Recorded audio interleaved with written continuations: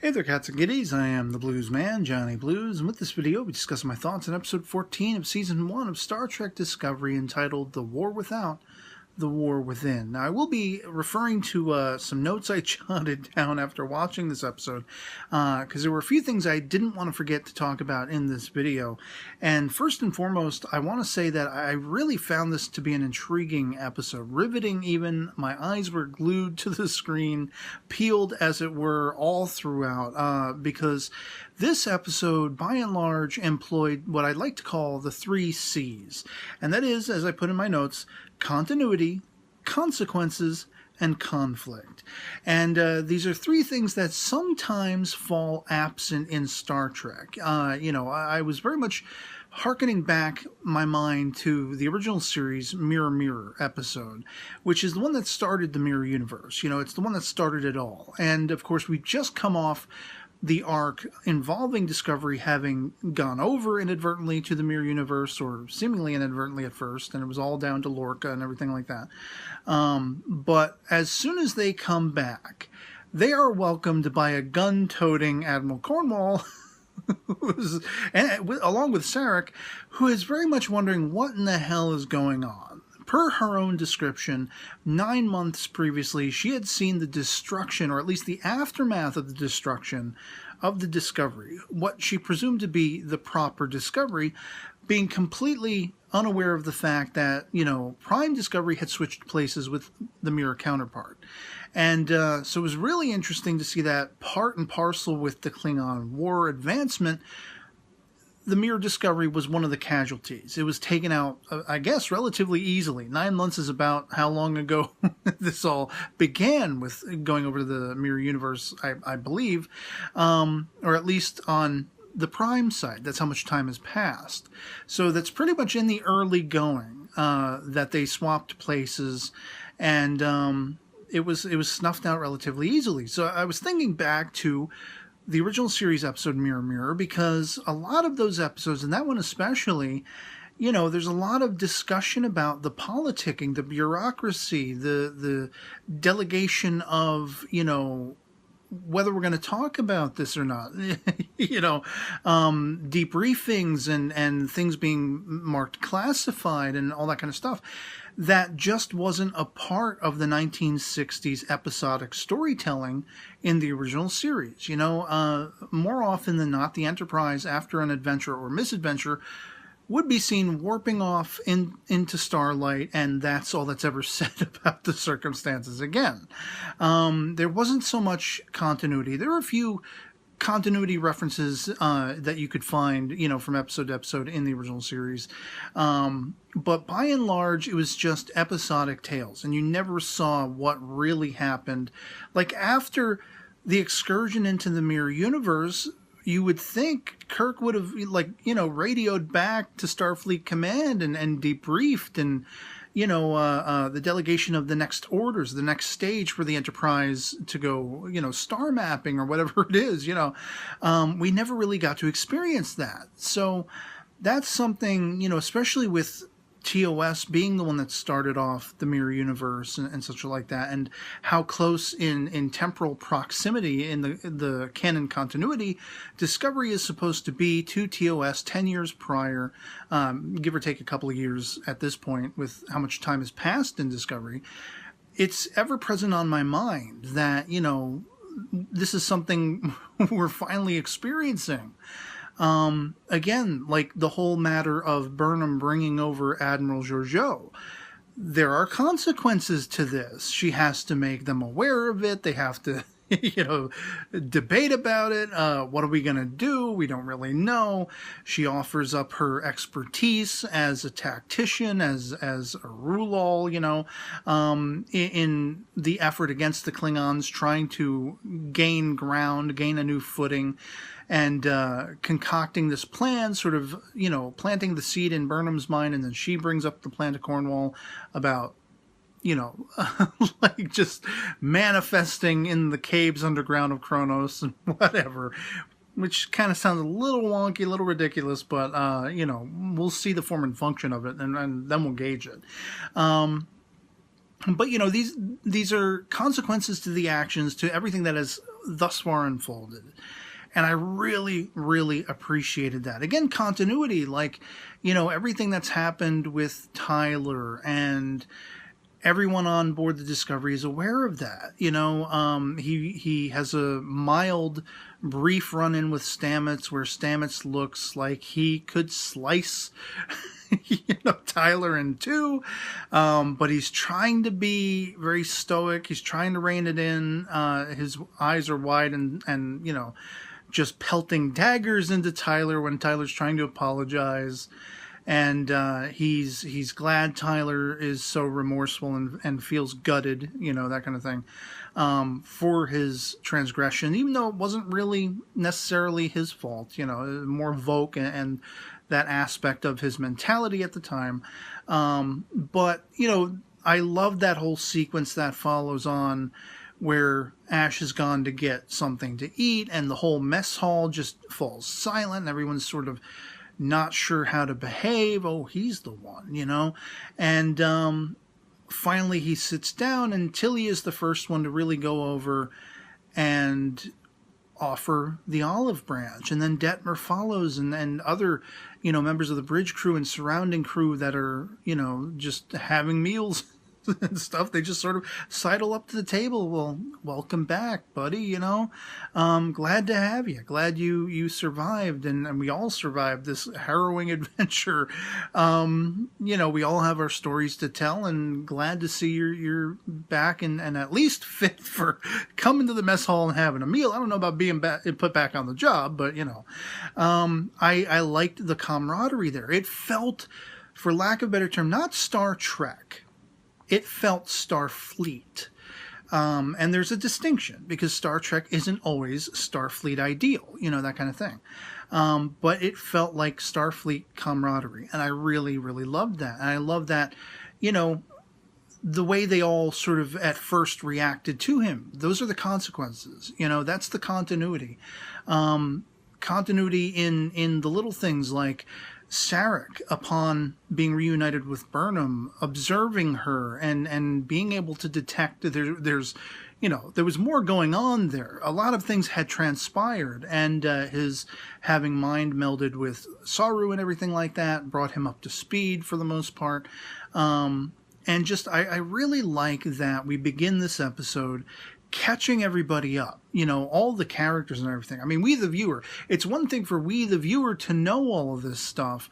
The characters need to know it too. They need to be on the same page as we the viewers, at least arguably in this modern television sort of, or streaming, series format. I feel like it goes leaps and bounds ahead of the old episodic nature of stories, where we're right alongside the characters. We're advancing at the same sort of rate and speed as they are in our awareness of things as they are unfolding, and how they're reacting and how they're dealing with that ordeal, whether that be their interconnectivity amongst themselves, or just, personally how they deal with the conflicts and things they face. And so that is the most exemplary thing about this episode. I was riveted by all of this, all of the character interaction. It was a lot of great characterization and interplay and bob and weave and back and forth. And so looking to my notes, the whole aspect of Sarek and Cornwall coming over just was awesome sauce, I thought. And being able to give us the knowledge of how things transpired in the absence of, Discovery Prime. While we were all in the Mirror Universe, time progressed, and the Discovery was thought destroyed and all that kind of stuff. I love the fact that they had an Andorian with them. It's the same Andorian Prime Universe version.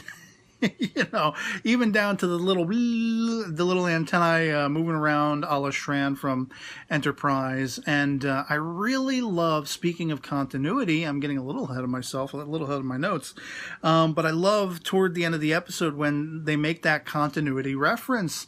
Oh, in thinking of going to Kronos, well, we're going to be the first Federation ship, Starfleet ship, to go there in over 100 years, ever since Captain Archer and the NX-01 Enterprise went there ahead of us. Loved that. As somebody who harbors Enterprise as being my second all-time favorite of all of the Star Trek series, just after TOS, that was awesome sauce.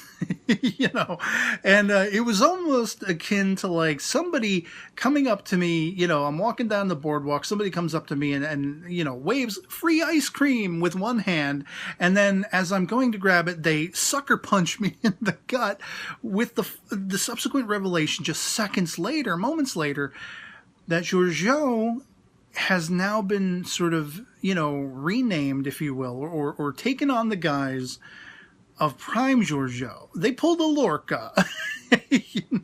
It's top secret, classified, that anyone from an alternate universe exists at all, but that anyone from that alternate universe could have come over. And nope, we found her in a Klingon cell, a holding cell or something like that. We saved her life. She managed to survive, and now she's going to take command of Discovery. What? Like my jaw must have dropped. I'm sure I did a Scooby-Doo roll in my head. Like, what are you serious?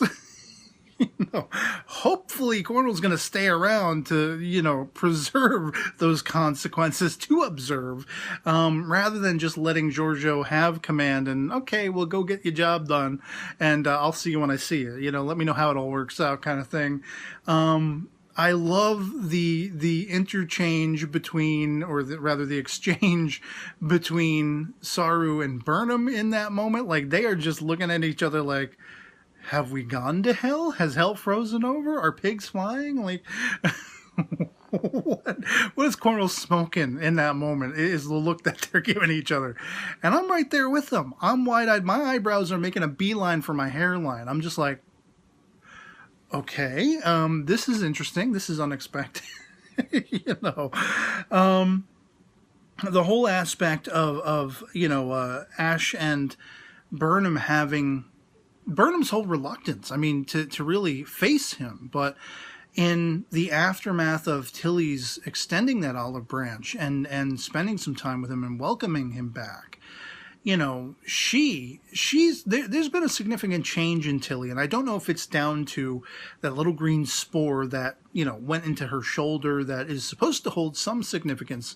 According to somebody, a showrunner or producer, they have been quoted as saying, this is going to play into something to do with the second season. And there are lots of speculations. Oh, it's the persona of Lorca. He survived, mirror Lorca. And that somehow worked its way into Tilly. Or maybe it's even Prime Lorca, for all we know. Or it's Hugh, Dr. Culber, Stamets's significant other, or, could be the beings from the planet Pavo. I put out there, what if it was like sort of mid-series Organians, because we see the Organians in the original series, but they also showed up in an episode of Enterprise. And maybe they are...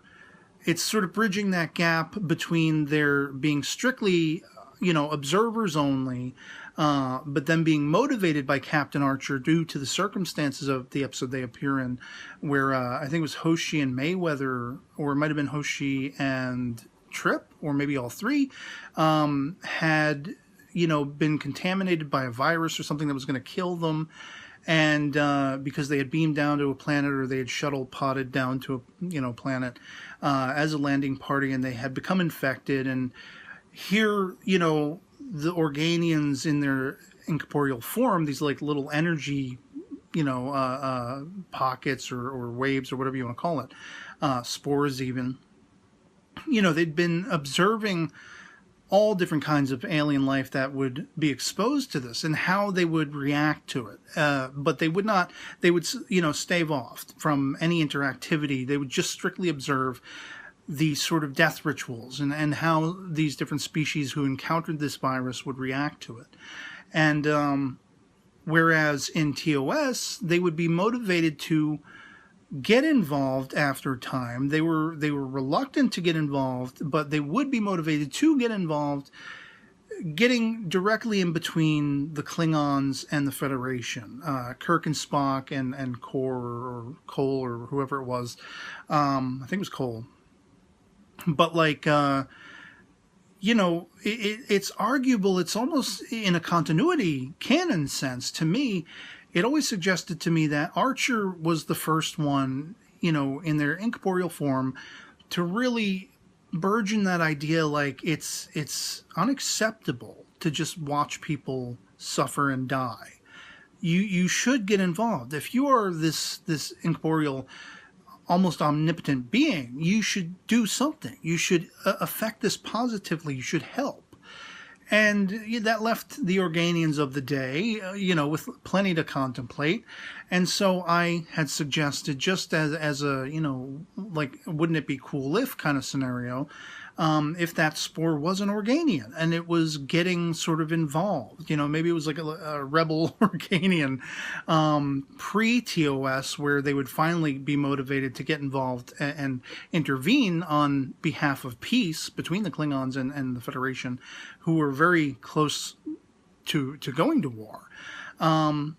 If that weren't the case in Discovery, if it wasn't some Organian, some entity that was there to either become part of the events or restructure things, or understood being in an existence beyond, the normal flow of time, like it understood things were wrong, and a la Sam Beckett leaps into Tilly and is going to try to set things right. Like, I don't know, I'm just speculating and coming up with different theories and ideas, and what, wouldn't it be cool ifs and everything like that.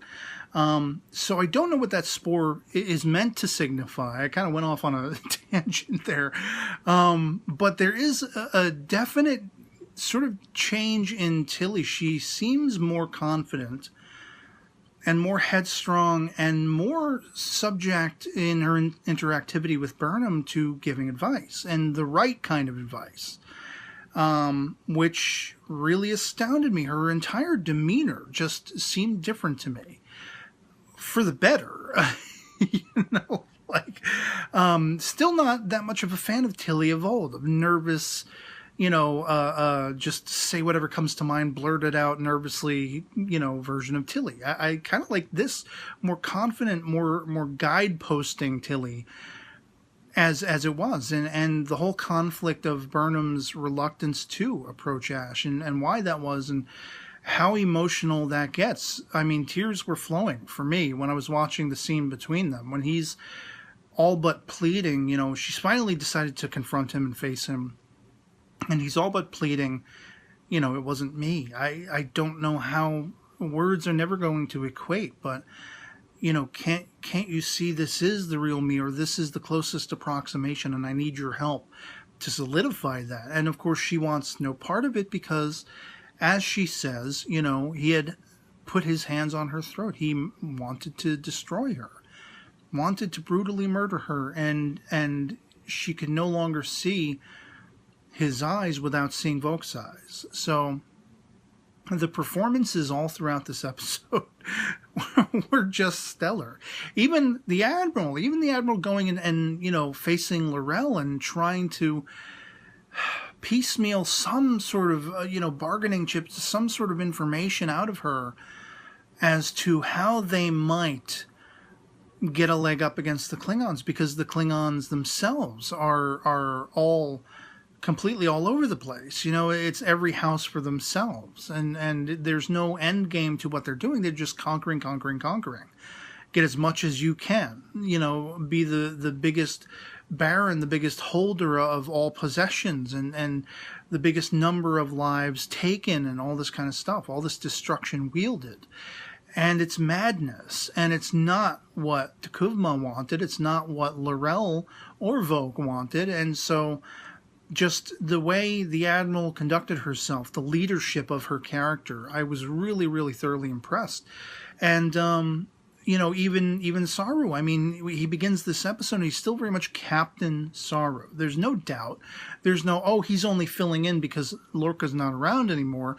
People are following his words solemnly and dutifully. And he's wielding that command capacity with confidence. It's not just Tilly. It was Saru as well. He really found his footing in the aftermath of the events of having gone to the Mirror Universe and having been pseudo-betrayed by Lorca and all this kind of stuff. And, I mean, when he first goes in to the transporter room and there is Giorgio, and she's like, "Oh, we feasted on the entrails of your kind," and again, sort of the conflict they're playing on again there between Burnham and Saru. You lied. But hey, come on, with the mission that was going on, I didn't want you to feel bad, feel worse. We had to be focused here. Not so much the McCoy Spock thing from TOS like I'm hoping. It wasn't as playful, but it was really well performed, that kind of thing. And just looking over my notes again, one of the biggest aspects to this episode was the regrowth of the mycelium, the spores.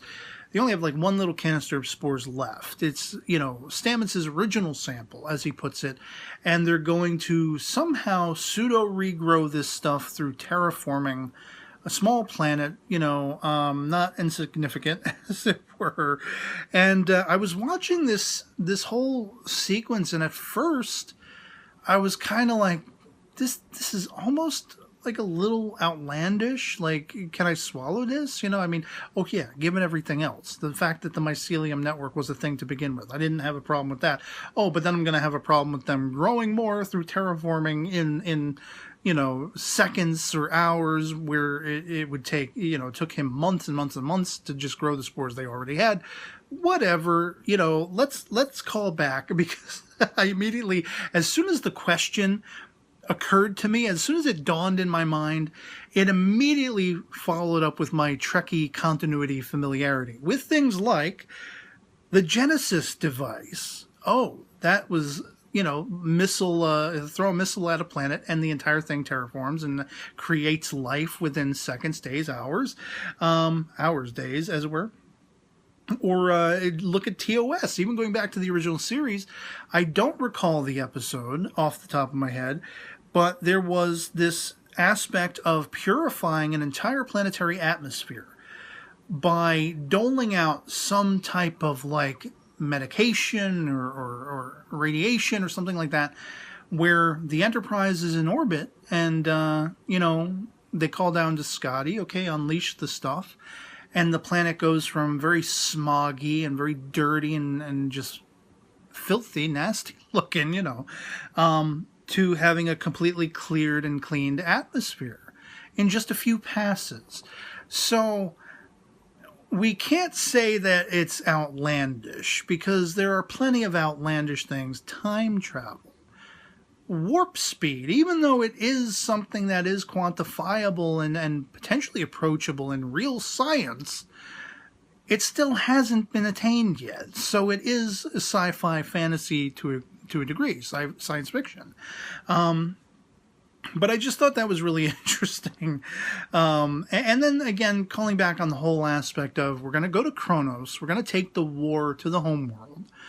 And this really leads me to wonder, a lot of people have been saying, a lot of people I've talked to, and other people I've heard talking about Discovery, have speculated that time travel, effectively a pseudo-reset button, may be involved in setting things right again, with the war with the Klingons and such like that. And I just don't know. I myself, I've been hesitant to subscribe to that.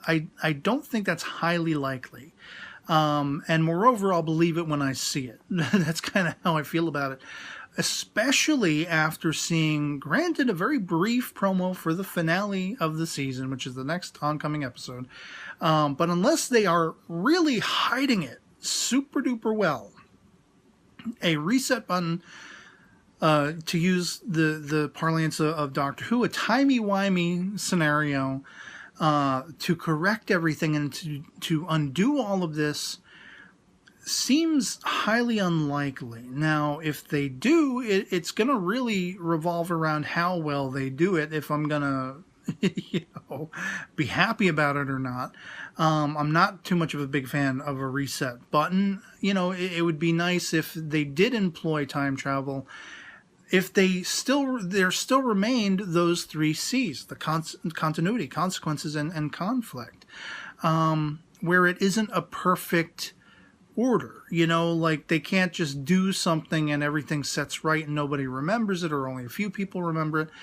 It should be involved. It should be a big, thorough blast of a machination, you know, or series of machinations where the ship itself jumps back using the spore drive in time, and you know, there are altercations, and they have to, you know, maneuver and whatever like that. Like it has to be really involved. There has to be something, an effort to be worked toward to make it make sense. And it can't just be a literal reset button where everything just goes back to normal or goes back to the way it should be.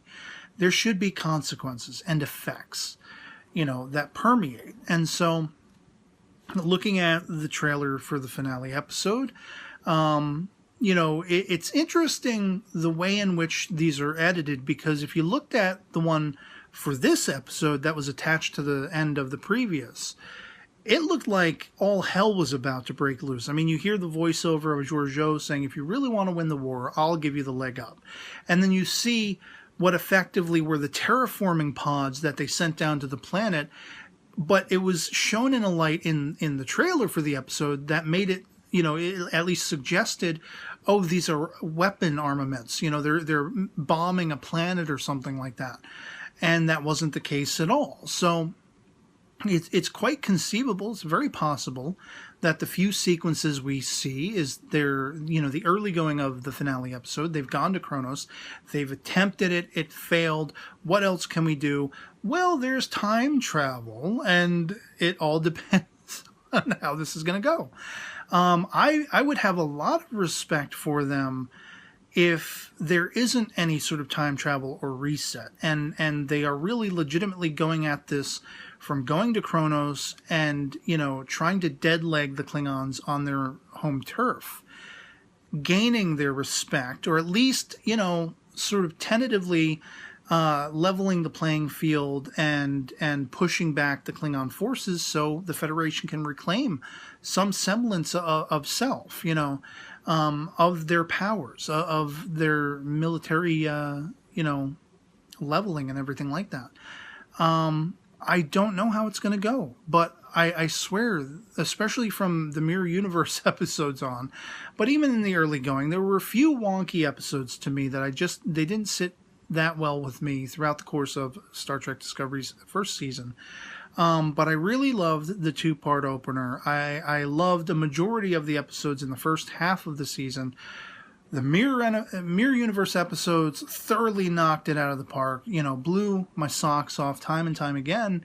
And this latest episode was just as riveting as all of those. Maybe not as exciting and action-packed, but characterization-wise and depth of character and the plotting and the consequences. Again, the continuity, consequences, and conflict that were rife, that were all throughout, just had me on the edge of my seat, glued to the screen, just uncertain of what was going to happen from moment to moment, and respecting and enjoying the fact that there were consequences, that there was a continuity that was upheld in everything we've seen and experienced, and everything the characters have seen and experienced.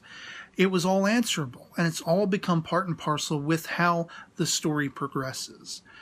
And it's like, hell yes, aces. You know, I loved it. So that's pretty much all I really have to say, you know, about this particular episode. I rambled a little bit, went off on a tangent a little bit there. But I really, really thoroughly enjoyed this episode, and it really has my anticipation through the roof to see how this is all going to play out in the finale. And otherwise, I'd love to hear from you guys in the comments below what you thought of episode 14 of Star Trek Discovery Season 1, entitled once again, The War Without, The War Within. And, you know, love it or hate it, anything goes in the comments below. But, you know, I'd be surprised if you've stuck with the series this far, if you didn't find something to enjoy out of it, if you didn't think it was awesome sauce like I did. But of course, our POVs can certainly disagree. If you had a distaste for it, if it wasn't as satisfying to you, let me know as to why in the comments below. And otherwise, that'll be pretty much it for me on this. Hope this video finds you well. Live long and prosper, my friends, and I'll catch you later. Peace.